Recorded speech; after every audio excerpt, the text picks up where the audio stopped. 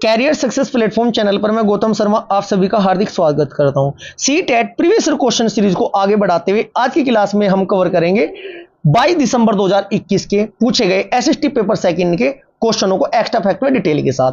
लगभग आज की क्लास में मैं लगभग आपको 5 से 6 टॉपिक कंप्लीट कवर कराऊंगा ट्रिकी अप्रोच के साथ। इस प्रकार एक पेपर को हम 2 क्लास में कवर कर रहे हैं। पार्ट फर्स्ट में क्वेश्चन नंबर 1 से लेकर 30 तक क्वेश्चन और पार्ट सेकंड में क्वेश्चन नंबर 31 से लेकर 60 तक। प्रीवियस ईयर क्वेश्चन की सीरीज के साथ साथ बच्चों यदि आपने लगभग 20-22 पेपर हैं सीटेट के सन 2011 से लेकर 2024 तक के सभी पेपरों को एक्स्ट्रा फैक्ट डिटेल के साथ कवर कर लिया ना, अलग से आपको कुछ भी पढ़ने की आवश्यकता नहीं पढ़ने की। मैक्सिमम क्वेश्चन आपको इन्हीं पेपरों से मिल जाएंगे, लेकिन उसके लिए आपको एक्स्ट्रा फैक्टर डिटेल को कवर करना जरूरी है क्योंकि सीटेट का एसएसटी का पेपर टफ होता जा रहा है बच्चों, लेवल बहुत हाई होता जा रहा है। कथन निष्कर्ष के क्वेश्चन आते हैं, जब तक आपके कंप्लीट टॉपिक कवर नहीं होने का तो ये क्वेश्चन सही होने के चांस बहुत ज्यादा कम होते हैं। आज की क्लास स्टार्ट करते हैं। कंप्लीट टॉपिक कवर करते हुए एक्स्ट्रा फैक्ट में डिटेल से चलेंगे और ट्रिकी अप्रोच के साथ आपको मैं आपके माइंड में सेट भी करता हुआ चलूंगा। क्लास स्टार्ट करते हैं। क्वेश्चन नंबर फर्स्ट, स्वर्णिम चतुर्भुज महामार्ग निम्न में से किसको जोड़ता है? स्वर्णिम चतुर्भुज क्या होता है बच्चों? ये जो भारत के है ना सुपर हाईवे भारत के 4 प्रमुख औद्योगिक सांस्कृतिक शहरों को जोड़ता है। वे कौन कौन से हैं आपके? मैं आपको पहले डायग्राम में समझा देता हूं, फिर आपको इनका आंसर बताऊंगा। दिल्ली, कोलकाता, चेन्नई, मुंबई। याद करने का तरीका क्या है बच्चों? दिल को चैन मुंबई, दिल का चैन मुंबई। दिल से आपका दिल्ली हुआ, आपका ये रहा इधर यहां पर दिल्ली नॉर्थ में। का से आपका हुआ कोलकाता, कोलकाता आपका पूरब में हुआ पश्चिम बंगाल में। चैन से आपका चेन्नई हुआ, ये आपका ईस्ट वेस्ट नॉर्थ साउथ में हुआ चेन्नई। और मुंबई से आपका महाराष्ट्र में मुंबई है। देखिएगा ये चारों राजमार्ग मतलब जो 4 बड़े बड़े शहर हैं भारत के पूर्व पश्चिम उत्तर दक्षिण में, इन सभी को मिलाने वाला जो राजमार्ग है उसे ही स्वर्णिम चतुर्भुज बोला गया है, जो कि आपके सामने दिखाई दे रहा है। इतनी बात क्लियर हुई क्या? अब सबसे पहले इनको याद करने का तरीका क्या है? दिल का चैन मुंबई, इसका मतलब दिल्ली टू कोलकाता कितने किलोमीटर की लंबाई है बच्चों? 1454 किलोमीटर। कहां से Kolkata to Chennai? 1484 kilometre. Chennai to Mumbai 1290 kilometre. Mumbai to Delhi आपका 1419 किलोमीटर। आपसे टोटल भी लेंथ पूछी जा सकती है एग्जाम में कि कुल कितने किलोमीटर की 4 और 6 लेन वाला जो सुपर ये एक्सप्रेस राजमार्ग है कुल कितना लंबाई है इसकी? लगभग इसकी लंबाई है 5840 किलोमीटर। ठीक है, दिल का चैन मुंबई। ठीक है, दिल्ली आपका कौन कौन से बच्चों एक बार रिवाइज करा देता हूं मैं। कोलकाता पश्चिम बंगाल, उत्तर में आपका दिल्ली, मुंबई महाराष्ट्र में मुंबई और आपका चेन्नई तमिलनाडु में। क्लियर है जी? Next question, question number 2। अब मैं आपको दिल्ली सल्तनत एक लाइन में आपको कवर कराऊंगा।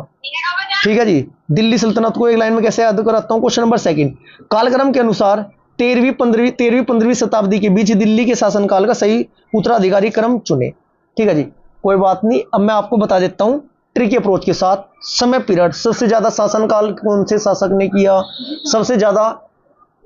सबसे कम शासनकाल किसने किया, इनकी ट्रिक और इनका एक मोबाइल नंबर लिखवाऊंगा आज की क्लास में मैं आपको। यदि आपने मोबाइल नंबर याद कर लिया तो दिल्ली सल्तनत के सभी राजवंशों के आपको सीरीज में पता चल जाएगा कौन सा राजवंश कब से प्रारंभ हुआ और उसका समापन कब हुआ और कितने साल उन्होंने राज किया। बच्चों ट्रिकी अप्रोच होती है। याद करने का तरीका देखिएगा, एक लाइन याद रखनी है, जीकेटी का सैयद लोधी। नेक्स्ट स्लाइड में तो आपको मैं मोबाइल नंबर याद कराऊंगा कार्यकाल और शासनकाल याद कराने के लिए। जीकेटी का सैयद लोधी। जी से बनता है आपका गुलाम वंश, के से बनता है आपका खिलजी वंश, टी से बनता है आपका तुगलक वंश, सैयद वंश, लोधी वंश। इनको याद करने की ट्रिक क्या है? ऐबक जल गया, ऐबक। चलो नेक्स्ट स्लाइड में करा देता हूं। देखिएगा जी से तो वो आपको गुलाम वंश, पेन चेंज कर लेते हैं, रेड कलर से लिखता हूं। जी से वो आपका गुलाम वंश, के से वो आपका खिलजी वंश, टी से वो आपका तुगलक वंश। ठीक है जी, सैयद वंश एस से हुआ और लोधी वंश आपका लोधी वंश है ही। इसे याद कैसे करोगे? ऐबक, लाइन टू लाइन याद करेंगे। ऐबक जल गया, ऐबक जल गया, खिरिज खा बैलोल लोधी।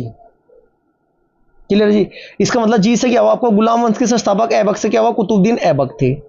खिलजी, के से आपका खिलजी वंश के संस्थापक के था खिलजी होता है, जल से बनता है आपका जलालुद्दीन खिलजी। टी से तुगलक वंश के संस्थापक कौन थे बच्चों? गया से बनता है आपका गयासुद्दीन तुगलक थे। एस से आपका सैयद वंश बच्चों, सैयद वंश के संस्थापक कौन थे? खिरिज खा थे। और लोधी वंश के संस्थापक कौन थे बच्चों? बैलोल लोधी थे। अब आपको याद करने का देखो सुपर तरीका मैं बताता हूं भाई। 1206 में दिल्ली सल्तनत की स्थापना हो जाती है, जिसमें गुलाम वंश आता है सबसे पहले। 1206 याद करने हैं। अब आपको क्या करना है, 1290 में से 1290 में से घटाओगे कितने, 1206। घटाने के बाद 84 साल गुलाम वंश रहा है। कितने साल रहा है, 84 साल। क्लियर है जी। अब बात करते हैं खिलजी वंश। 1290 1320, 30 साल खिलजी वंश रहा है। अब देखते हैं नेक्स्ट जो तुगलक वंश है, कब से कब तक रहा है, 1414 में से आप घटाओगे कितने, 1320 घटाओगे, 94 साल आपका तुगलक वंश रहा है, 94 ईयर। ठीक है। अब बात करते हैं सैयद वंश की। 1451 में से कितना घटाओगे आप, 1414 घटाओगे, 37 साल रहा है आपका सैयद वंश। और लोधी वंश कितना रहा है बच्चों, 1526 में से आप 1451 घटा देना, 75 साल लोधी वंश रहे। देखिएगा कितना अच्छा कॉन्सेप्ट है, यहां से क्वेश्चन भी पूछा जाता है एग्जाम में। अब सबसे यदि पूछा जाए सबसे ज्यादा शासनकाल या जब सबसे ज्यादा समय तक किसने वो क्या मतलब राज किया है इसमें बच्चों, राइट आंसर होगा तुगलक वंश। कितने साल, 94 साल। सबसे कम खिलजी वंश 30 साल। जी के टी का सैयद लोधी, ऐबक जल गया खिज खा। अब मोबाइल नंबर क्या बना है बच्चों मेरा, ये मेरा मोबाइल नंबर बना है 84 30 94 84 30 94 37 75 84 30 94 37 75। यदि आपने ऐसे याद कर लिया तो कभी भी आप दिल्ली सल्तनत के शासकों को इनका कार्यकाल नहीं भूल सकते। नेक्स्ट क्वेश्चन नंबर आपका देखते हो लोग था क्या क्वेश्चन नंबर सेकंड का हमारा राइट आंसर हो जाएगा बच्चों। क्वेश्चन नंबर सेकंड का राइट आंसर क्या हो जाएगा हमारा, ऑप्शन नंबर जी थे गुलाम वंश। देखो लिख देता हूं, जी के टी देख लेना अपने आप हिसाब से, सैयद लोधी, जी के टी का सैयद लोधी। इसका मतलब ऑप्शन नंबर 4 हो जाएगा, तुर्की खिलजी तुगलक सैयद, तुर्की खिलजी तुगलक और सैयद वंश। क्लियर है जी, इतना आपको पता होना जरूरी है। नेक्स्ट, इसे गुलाम वंश को आप क्या कह सकते हो, मावलुक वंश भी, राजवंश भी कहते हैं। क्वेश्चन नंबर आपका है थर्ड, निम्न में से कौन सा महासागर बेरिंग जल संधि द्वारा प्रशांत महासागर से जुड़ा है। बेरिंग जल संधि, चलो अब मैं आपको सबसे पहले थोड़ा बता देता हूं डिटेल के साथ। जल संधि होती क्या है, स्थल का एक संकरा भाग छोटा सा जो दो बड़े स्थलीय भागों को तो एक दूसरे से जोड़ता है। ठीक है जी, क्या कहलाता है, जल संधि कहलाते हैं। देखिएगा जैसे कि मान लिया मैं आपको कहने लगा, स्थल का एक संकरा भाग होता है जो दो बड़े बड़े स्थलीय भागों को एक दूसरे से जोड़ता है। बीच में से मान लिया यहाँ पानी बिल्कुल हल्का हल्का छोटा थोड़ा हल्का हल्का सा पानी है, ये आपस में मिले हुए हैं, इसे क्या कहते हैं, जल संधि कहते हैं। जैसे कि भारत एवं श्रीलंका के बीच स्टील जल संधि का नाम क्या है बच्चों, ये आपकी पाक जल संधि है। यहाँ पे होता है ना पाक जल संधि, वो आपने देखा भी होगा। क्लियर है जी।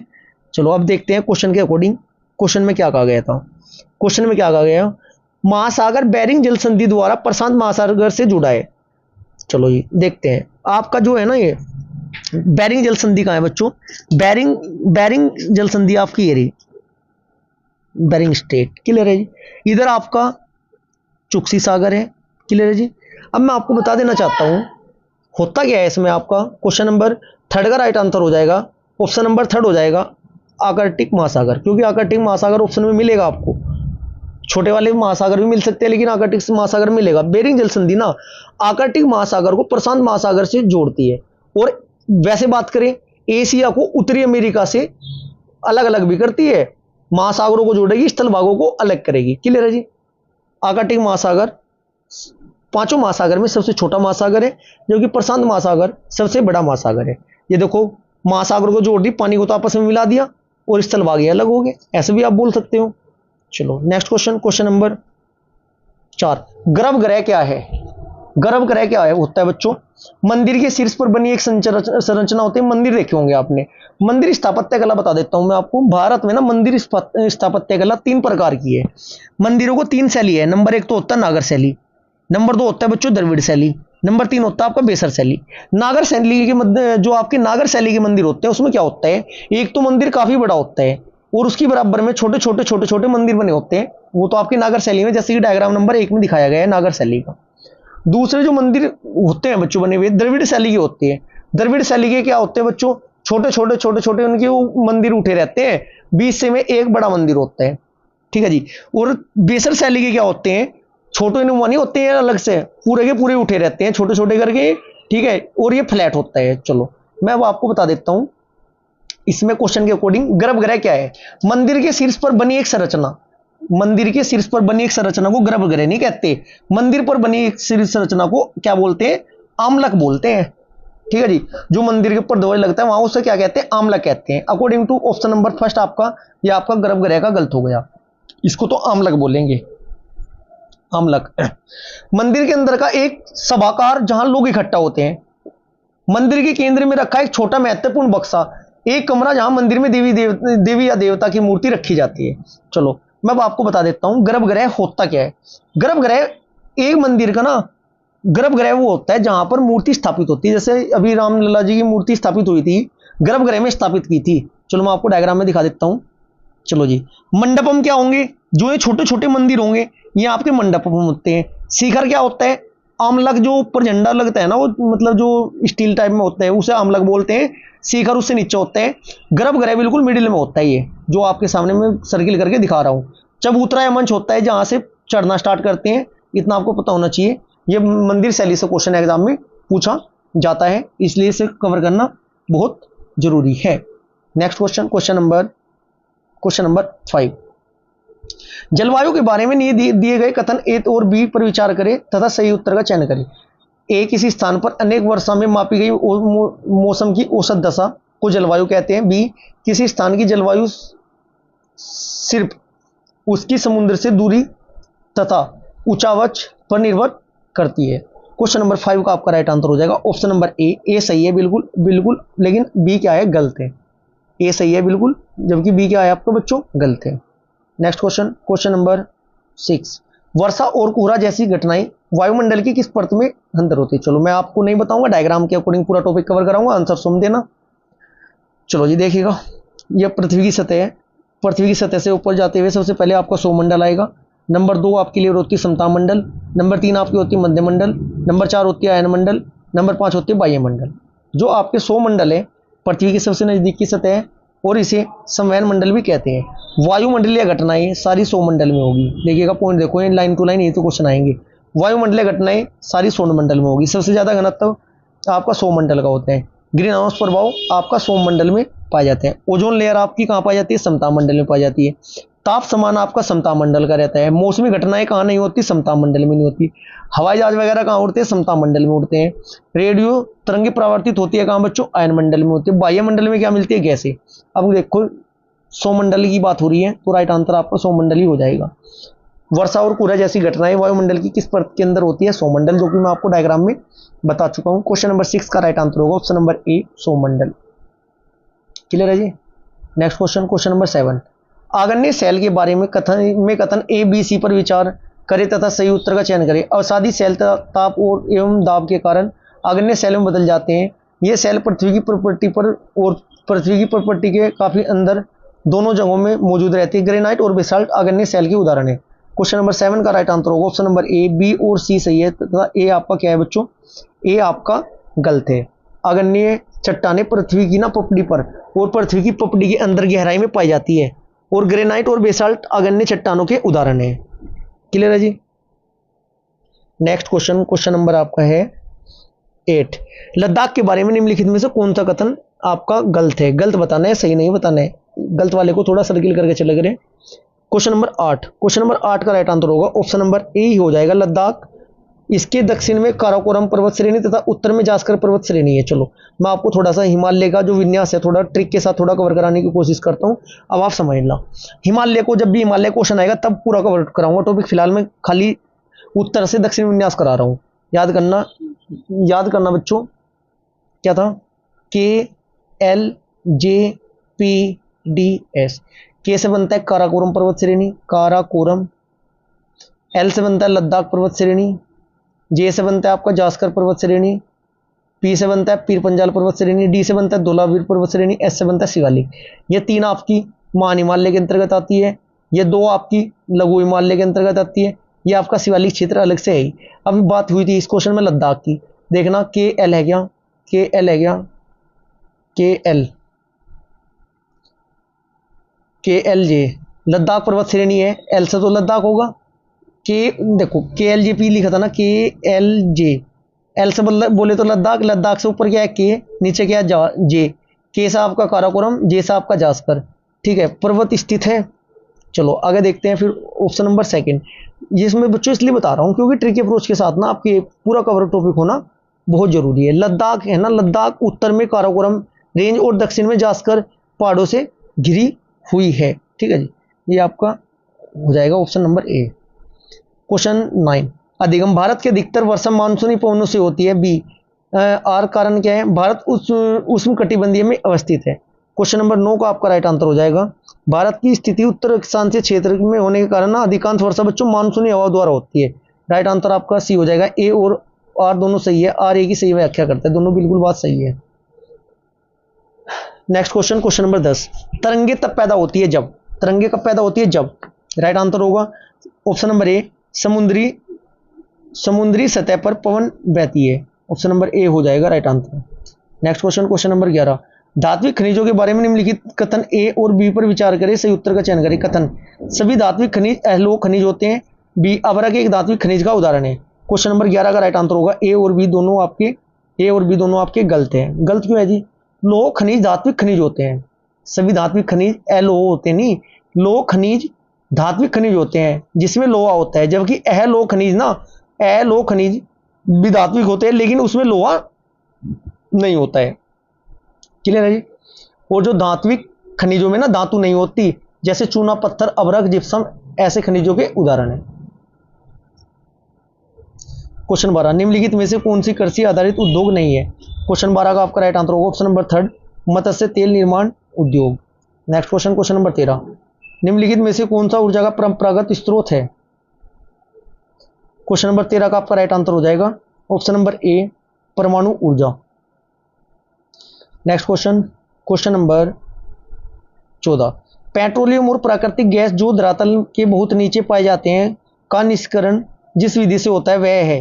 क्वेश्चन नंबर 14 का आपका राइट आंसर हो जाएगा ऑप्शन नंबर सेकंड, प्रवेदन।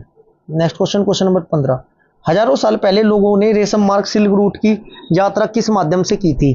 पैदल, ऊंट की सवारी से, घोड़े की सवारी से, बैलगाड़ी से। क्वेश्चन नंबर 15 का right answer option number A B C, पैदल, घोड़े की सवारी से, ऊंट की सवारी से। राइट आंसर हो जाएगा। नेक्स्ट क्वेश्चन, क्वेश्चन नंबर 16, शहरीकरण के संदर्भ में दोनों कथनों को पढ़े। औपनिवेशिक काल में शहरीकरण के कारण केवल अमीर लोग शहरों से निकल रही नई नौकरियों की तलाश में गांव छोड़कर जाने लगे। कथन बी, बहुत सी निचली जातियों के लोगों और गरीबों के लिए यह गांव में स्वर्ण जमींदारों द्वारा उनके जीवन पर दमनकारी कब्जे और दैनिक अपमान से छूट निकलने का एक मौका था। क्वेश्चन नंबर 16 का आपका right answer option number second, केवल बी ही आपका सही है, ए गलत है। क्वेश्चन नंबर 17, ईदगाह, दरगाह, कुल्ले हसैन खान कहा, इनमें बताने कौन से का क्या है राइट आंसर। क्वेश्चन नंबर 17 का आपका राइट आंसर हो जाएगा बच्चों, दरगाह किसे कहते हैं, खुली नमाज की जगह। दरगाह क्या होती है बच्चों, खुली प्रार्थना स्थल, बोले तो पहले का थर्ड, पहले का सी। दरगाह किसे कहते हैं बच्चों, ईदगाह नहीं दरगाह, सॉरी, दरगाह किसे कहते हैं, खुला प्रार्थना स्थल। क्या नहीं देते क्या, एक मिनट को मैं दोबारा लगा देता हूँ। सबसे पहले ईदगाह की अकॉर्डिंग चलेंगे। ईदगाह किसे कहते हैं बच्चों, ईदगाह कहीं पर जब ईद के समय नमाज पढ़ने जाते हैं ईदगाह में, वो खुली जगह होती है प्रार्थना करने की बहुत बड़ी, इसका मतलब खुली नमाज की जगह। खुली नमाज की जगह कहाँ है बच्चों, खुला प्रार्थना स्थल, पहले का सी हुआ। इसके बाद दरगाह क्या होती है बच्चों, दरगाह एक संत का मकबरा, सेकंड का डी हो गया। कुल दे से क्या होता है, कुल दे से को एक मर्द अंक के साथ सड़क, कहाँ है, एक मर्द अंक के साथ सड़क, सुती विश्राम करे। ठीक है जी। खान खा क्या होता है आपका, खान का वान खा है जी, वान खा, खान खा नहीं, सूफी लोज होता है। इसका मतलब क्वेश्चन नंबर 17 का आपका राइट आंसर हो जाएगा option number 4, A C A D इसी में है। नेक्स्ट क्वेश्चन, क्वेश्चन नंबर 18, भारतीय कपड़ा उद्योग का पतन यूरोपीय और अमेरिका कपड़ा उद्योग से मिल रही कड़ी प्रतिस्पर्धा के कारण हुआ। बी, भारतीय कपड़ा उद्योग का पतन ब्रिटेन में भारत से आने वाले कपड़ों पर भारी सीमा शुल्क थोपे जाने के कारण हुआ। सही विकल्प का चयन करें। क्वेश्चन नंबर 18 का right answer option number second ए गलत है, जबकि बी आपका सही है। Next question, question number 19। उपनिवेशों में ब्रिटिश अधिकारियों द्वारा चित्र और तस्वीरें बनाई गई ताकि वे उपनिवेश और वहां पर रहने वाले लोगों को समझ सकें, वे उन उपनिवेशों में अपने बिताए जीवन को याद कर सके। सही विकल्प का चयन करें। क्वेश्चन नंबर 19 का right answer option number third A व बी दोनों सही है। Question number 20। भारत का संविधान वोट डालने का अधिकार देकर स्थापित करता है, क्या स्थापित करता है? क्वेश्चन नंबर 20 का आपका राइट आंसर हो जाएगा बच्चों ऑप्शन नंबर थर्ड ए व बी दोनों। इसका मतलब क्या है बच्चों? सामाजिक और लोकतंत्र और राजनीतिक लोकतंत्र दोनों। भारत का संविधान ना सभी नागरिकों के लिए सार्वभौमिक व्यक्ति मताधिकार की गारंटी देता है। इसका मतलब क्या हुआ कि भारत के लोगों की अपने प्रतिनिधियों को चुनने की सीधी भूमिका है। साथ ही देश का प्रत्येक नागरिक चाहे अपनी सामाजिक पृष्ठभूमि कुछ भी हो चुनाव लड़ सकता है। क्वेश्चन नंबर 21 मिलान करना है। खोंड कहाँ है बच्चों? उड़ीसा। पहले का बी इसमें नहीं है, इसमें नहीं है बच्चा बी और सेकंड और फोर्थ। इसके बाद नीसी देखते हैं। नीसी अरुणाचल प्रदेश है, नीसी अरुणाचल प्रदेश। दूसरे का सी आपका यही है। राइट आंसर आपका ऑप्शन नंबर सेकंड ही हो जाएगा। बंजारा आपका महाराष्ट्र में, गद्दी आपका कुल्लू में। Next question, question number 22। Mughal साम्राज्य के दौरान नदी तट बाग डिजाइन में मकबरा एक चबूतरे पर था, बाग इसके किस साइड थे? क्वेश्चन नंबर 22 का आपका right answer option number third हो जाएगा दक्षिण में। कहां थे बच्चों? दक्षिण में। क्वेश्चन नंबर 23 उल्का पिंड के बारे में सही है।